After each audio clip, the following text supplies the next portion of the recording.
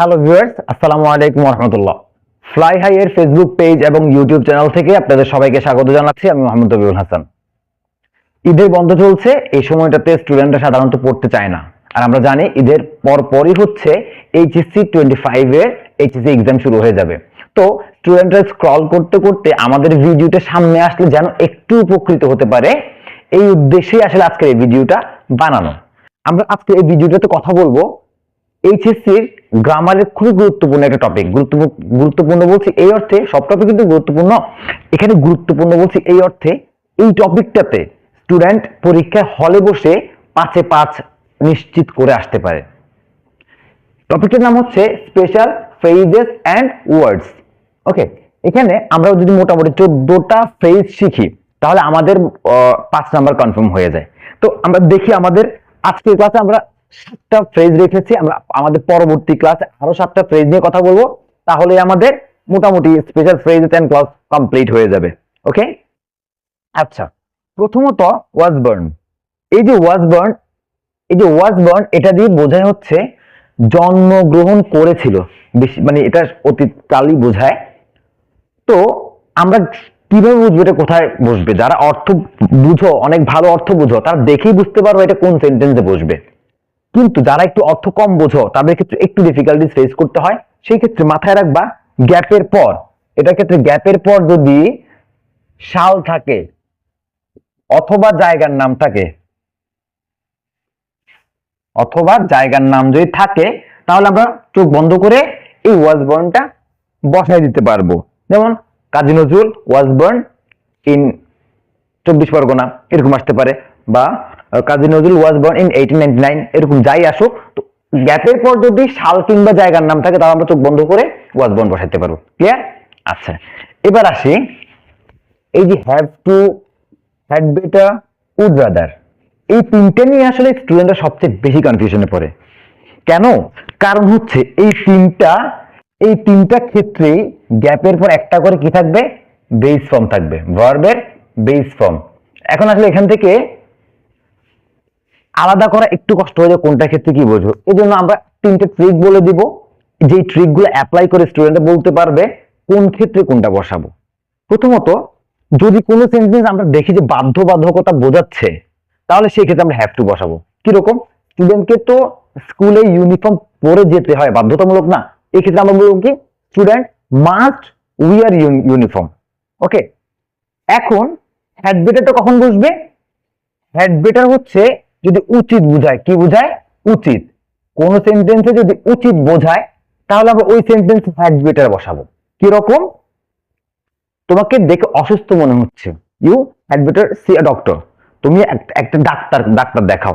তা তোমার ডাক্তার দেখা উচিত বোঝাচ্ছি আমি এখানে, এই উচিত অর্থ দিচ্ছে, এই জন্য আমি কি বসাচ্ছি? হ্যাড বেটার বসাচ্ছি। তাহলে দুটোর মধ্যে পার্থক্যটা কি?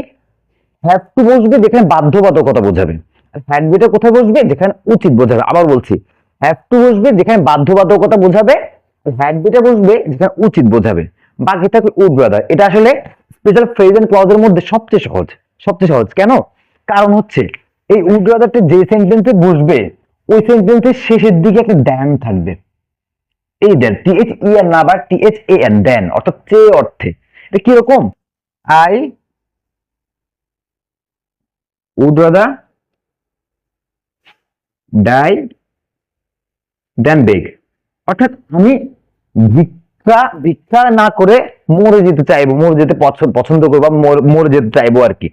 আরেকটা বিষয় এখানে উল্লেখযোগ্য, সেটা হচ্ছে এই উড্রাদার, এটা আকাঙ্ক্ষা বোঝাবে, ইচ্ছা বা আকাঙ্ক্ষা। ঠিক আছে? বেসিক্যালি উড্রাদার, হ্যাড বেটার দুইটার অর্থই কিন্তু বরং। দুইটার অর্থ কি? দুইটার অর্থ হচ্ছে বরং। ঠিক আছে? কোনটা কোন ক্ষেত্রে ইউজ হবে? উড রাদার হচ্ছে সেন্টেন্সের শেষের দিকে যদি দেন থাকে তাহলে চোখ বন্ধ করে কি বসবে? উড রাদার বসবে। আর যদি উচিত বোঝায় সেক্ষেত্রে কি বসবে? বেটার বসবে। ক্লিয়ার? আচ্ছা, পরবর্তীতে যাচ্ছে লেট অ্যালোন। লেট অ্যালোন, এটা আসলে খুব মজা করে মনে রাখা যায়। এটা আমাদের সাথে হর হামেশাই ঘটে। আমরা প্রায় সময় এটা বলে থাকি যে আমার বাবা আমাকে একটা সাইকেল কিনে দিচ্ছে না, মোটর সাইকেলের কথা চিন্তাই করা যায় না। অথবা আমার বাবা আমাকে 10 টাকাই দেয় না, 100 টাকার কথা বাদই দিলাম। এইরকম যে সেন্টেন্স গুলো, এগুলো লেখার ক্ষেত্রে এই লেট অ্যালোনটা ইউজ হয়। ওকে, তাহলে আমি যদি সেন্টেন্স এভাবে বলি, I can not buy a bicycle let alone motorcycle. ঠিক আছে, মানে আমি একটা বাইসাইকেল কিনতে পারি না, মোটরসাইকেলের কথা তো চিন্তাই করা যায় না। তাহলে এই লেট অ্যালোনটা কি অর্থ দিচ্ছে? লেট অ্যালোনটা বেসিক্যালি অর্থ দিচ্ছে হচ্ছে চিন্তাই করা যায় না, চিন্তাই করা যায় না।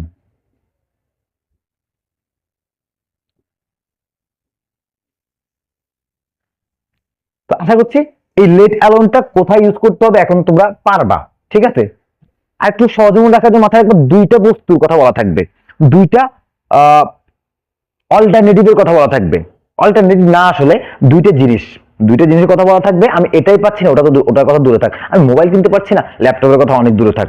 আমি স্কুলেই যেতে পারি না ঠিক মতো, আবার স্কুলে গিয়ে কি বলা যায় এটাকে, আচ্ছা আমি আমাকে স্কুলেই পড়াতে যাচ্ছে না, কলেজে করার চিন্তাই করা যায় না।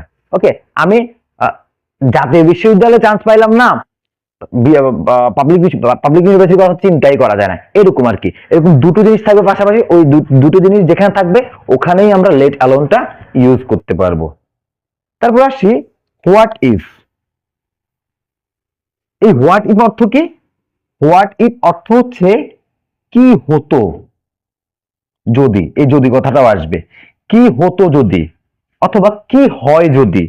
মানে তুমি যে রাতের বেলা একলা একলা বেরোলে, কি হতো যদি তোমাকে ভূতে ধরতো? কেমন বলা যেতে পারে? তুমি এত টাকা নিয়ে বেরোলে, কি হতো যদি তোমাকে ডাকাত ধরতো? এটা এমন, what if you made a robber gang. ঠিক আছে, তো এরকম যখন বলবো আমরা, তখন হচ্ছে আমরা হোয়াট ইফটা ইউজ করব। বুঝতে পেরেছি? আচ্ছা, লাস্টলি এখানে একটু ট্রিক আছে। অ্যাজ ইফ, অ্যাজ দো, এখানে কয়েকটা কথা বলবো আমি, একটু মনোযোগ দিয়ে মনে রাখতে হবে। অ্যাজ ইফ, অ্যাজ দো, আমি একটু অন্যভাবে দেখাই। কয়েকটা ট্রিকই বলবো, প্রত্যেক যে কোনো একটা ট্রিক ইউজ করলেই হয়ে যাবে। বেশিরভাগ ক্ষেত্রে, বেশিরভাগ ক্ষেত্রে অ্যাজ ইফ যেখানে আসে, অ্যাজ ইফ, অ্যাজ দো একই অর্থ, তো আমি অ্যাজ ইফ লিখলাম, তারপরে সাবজেক্ট প্লাস ওয়্যার বসে, সাবজেক্ট প্লাস ওয়্যার বসে। ঠিক আছে, যেমন আমি যদি বলি he behaves, he behaves as if he were a mad, he were a mad. তাহলে আমরা জানি হি এর সাথে কিন্তু কখনো ওয়্যার বসে না, হি এর সাথে ওয়্যার বসে, হি এর সাথে ওয়্যার বসে না। এখানে এই অ্যাজ ইফ এর কারণে সাবজেক্টের পর কি হয়ে যাবে? ওয়্যার হয়ে যাবে। এখন হি এর জায়গায় ইউ আসলে ইউ ওয়্যার হবে, আই আসলে আই ওয়্যার হয়ে যাবে। বুঝতে পেরেছি? এটা হচ্ছে একটা ট্রিক। সাধারণত সাবজেক্ট অ্যাজ ইফ থাকলে অ্যাজ ইফের পরে সাবজেক্ট প্লাস ওয়্যার বসে, এটা বেশিরভাগ ক্ষেত্রে বসে, এই জন্য আমি শর্টকাটে বললাম। বেসিক্যালি এই অ্যাজ ইফ অ্যাজ দো কোথায় কিভাবে বসাতে হবে, এটার জন্য আমরা একটা জিনিস দেখি। ধরে নিচ্ছি এটা অ্যাজ ইফ, অ্যাজ ইফ এর আগে যদি প্রেজেন্ট টেন্স থাকে, কোন টেন্স?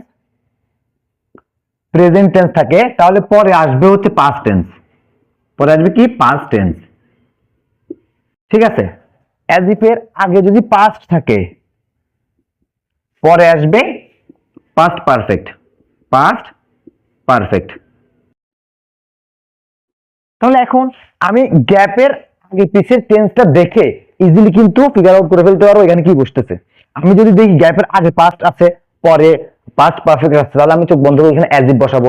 আমি যদি গ্যাপের পরে সাবজেক্ট প্লাস ওয়্যার আছে, তাহলে আমি ওখানে কি বসাবো? অ্যাজ ইফ বা অ্যাজ দো বসাবো। ঠিক আছে, তো আশা করছি তোমাদের এই 7টা ফ্রেজ ইউজ করতে আর কষ্ট হবে না। এরপরও যদি কেউ কোনো ডিফিকাল্টিস ফেস করো, আমাদের কমেন্ট বক্সে জানালে আমরা এটা নিয়ে আরেকটু আলোচনা করব। তো পরবর্তী ক্লাসে, অর্থাৎ এই ক্লাসের বাকি অংশ দেখার অনুরোধ জানিয়ে আজকের মতো এখানে শেষ করছি। সবাই ভালো থাকবা, সুস্থ থাকবা, আল্লাহ হাফেজ, আসসালামু আলাইকুম।